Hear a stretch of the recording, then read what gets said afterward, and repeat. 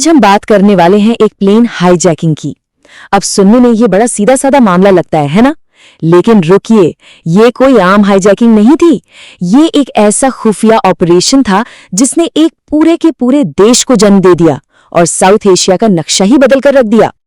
तो सवाल ये उठता है कि भाई एक हवाई जहाज के अपहरण से एक नया देश कैसे बन सकता है? ये कोई मामूली क्राइम की घटना नहीं थी। ये तो आप कह सकते हैं शतरंज की एक ऐसी चाल थी जिसने 1971 की लड़ाई का नतीजा उसके शुरू होने से पहले ही लिख दिया था। तो चलिए कहानी शुरू करते हैं एक प्लेन हाईजैकिंग से। एक ऐसी घटना जिसने पूरे भारत में सनसनी फैला दी, एक नेशनल क्राइसिस खड़ा कर दिया और ऐसा लगा मानो भारत के दुश्मनों के हाथ एक बहुत बड़ी जीत लग गई हो। पर क्या सच में ऐसा था? तो तारीख थी 30 जनवरी 1971। इंडियन एयरलाइंस की एक फ्लाइट जिसका नाम था गंगा, श्रीनगर से जम्मू की एक रूटीन उड़ान पर थी। सब कुछ नॉर्मल था और फिर अचानक बीच हवा में प्लेन को हाईजैक कर लिया गया और इसे उतारा गया सीधा पाकिस्तान के लाहौर एयरपोर्ट पर। अब ये सब हुआ क्यों? इस हाईजैकिंग के पीछे की असली कहानी समझने के लिए हमें थोड़ा पीछे जाना होगा, साल 1971 के उस माहौल जो बारूद के ढेर जैसा था। भारत और पाकिस्तान एक और जंग के बिल्कुल मुहाने पर खड़े थे। देखिए, 1965 की लड़ाई ने भारत को एक बड़ा सबक सिखाया था कि इंटेलिजेंस यानी खुफिया जानकारी कितनी जरूरी है। और बस इसी के बाद 1968 में बनी भारत की अपनी एक्सटर्नल इंटेलिजेंस एजेंसी रॉ। अब फास्ट फॉरवर्ड करें 1971 में। ईस्ट पाकिस्तान, जो आज का बांग्लादेश है, वहां हालात बहुत बिगड़ चुके थे। पाकिस्तानी सेना का जुल्म बढ़ता जा रहा था और भारत ने फैसला किया कि वो वहां के लोगों की मदद करेगा। मतलब स्टेज पूरी तरह से सेट था। लेकिन यहां भारत के सामने एक बहुत बड़ी मुश्किल थी। वेस्ट पाकिस्तान को ईस्ट पाकिस्तान में अपनी फौज और सप्लाई भेजनी थी ताकि वहां के आंदोलन को कुचला जा सके। और मजे की बात यह कि ये सारे पाकिस्तानी प्लेन्स भारत के एयर स्पेस से होकर गुजर रहे थे। अब इंटरनेशनल कानूनों की वजह से भारत सीधे सीधे इन फ्लाइट्स को रोक भी नहीं सकता था। उसे ठोस वजह चाहिए थी, एक बहाना। और बस यहीं से इस कहानी का सबसे मजेदार, सबसे हैरान करने वाला हिस्सा शुरू होता है।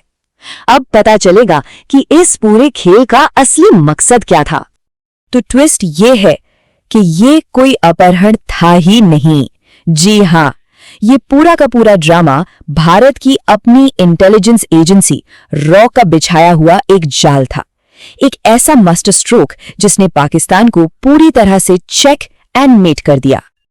और इस जाल का सबसे बड़ा खिलाड़ी कौन था? हाशिम कुरैशी। ये वही शख्स था जिसे पाकिस्तान अपना हीरो मान रहा था, जबकि असल में वो भारत का डबल एजेंट था। कहानी यह है कि रॉ ने उसे बॉर्डर पार करते हुए पकड़ा था और फिर उसे ट्रेनिंग देकर वापस पीओके भेज दिया, एक डबल एजेंट बनाकर।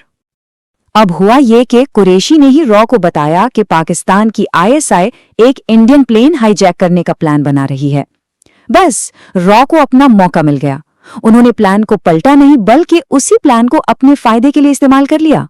उन्होंने कुरैशी से कहा, तुम आईएसआई के प्लान के लिए हां कह दो, लेकिन एक ट्विस्ट के साथ। असली प्लेन की जगह एक पुराना कबाड़ हो चुका विमान गंगा हाईजैक किया गया। मकसद एकदम साफ था, एक ऐसा ड्रामा क्रिएट करना जिससे भारत को अपना एयर स्पेस बंद करने का एक पुख्ता बहाना मिल जाए। तो अब वापस चलते हैं लाहौर, जहां पाकिस्तान इस जाल में पूरी तरह फंस चुका था और उसे अंदाजा भी नहीं था कि वो अपनी ही बर्बादी का जश्न मना रहा है। लाहौर में लैंड करने के बाद हाईजैकर्स ने अपनी मांगे रखी। उन्होंने कहा कि भारत की जेलों में बंद 36 कैदियों को छोड़ा जाए, और जैसा कि स्क्रिप्ट में लिखा था, भारत ने इन मांगों को मानने से साफ इनकार कर दिया। ये पूरा ड्रामा पूरे 80 घंटे तक चला। सोचिए, 80 घंटे तक दुनिया की सारी नजरें लाहौर पर टिकी थीं और वहां क्या हो रहा था?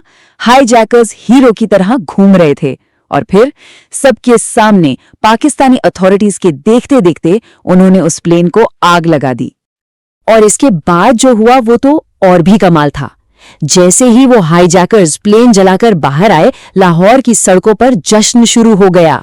खुद जुल्फिकार अली भुट्टो उनसे मिलने पहुंचे। उन्हें हीरो की तरह मालाएं पहनाई गई, उनके लिए नारे लगाए गए। मतलब पाकिस्तान ने अनजाने में दुनिया भर के कैमरों के सामने ये सबूत दे दिए कि इस हाईजैकिंग में उसका पूरा हाथ था। तो चलिए अब बात करते हैं इस पूरे ऑपरेशन के असली नतीजे की, वो नतीजा जिसने आने वाली जंग की पूरी कहानी ही बदल दी। तो जैसे ही प्लेन जला, भारत को वो बहाना मिल गया जिसकी उसे तलाश थी। उसने फौरन ऐलान कर दिया कि पाकिस्तान की कोई भी फ्लाइट अब भारतीय एयर स्पेस से नहीं गुजरेगी। अब सोचिए, पाकिस्तानी प्लेन्स को वेस्ट से ईस्ट पाकिस्तान जाने के लिए कितना लंबा रास्ता लेना पड़ता था, पूरा इंडिया घूमकर श्रीलंका के ऊपर से। ये रास्ता ना सिर्फ बहुत लंबा था, बल्कि बहुत महंगा और थका देने वाला भी था। और इस एक फैसले का असर क्या हुआ? इसने ईस्ट पाकिस्तान में लड़ रही पाकिस्तानी फौज की कमर ही तोड़कर रख दी।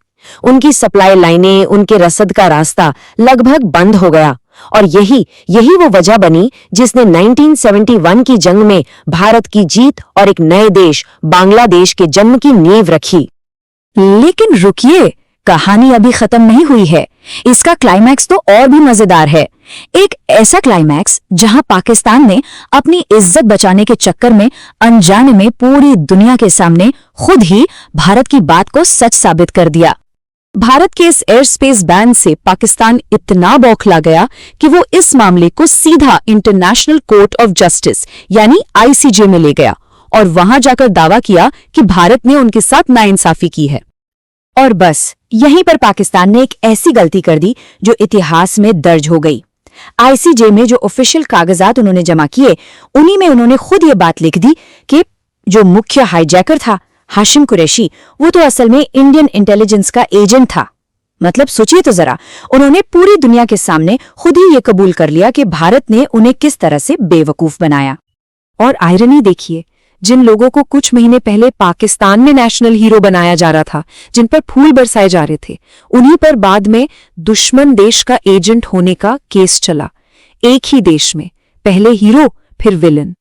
तो आखिर में एक सवाल उठता है, इंटेलिजेंस की दुनिया में सबसे बड़ी जीत क्या होती है? शायद वो जिसमें आपका दुश्मन अपनी ही हार का जश्न मना रहा हो और उसे इस बात का इल्म तक न हो कि वो तो बस एक बड़े खेल का मोहरा था।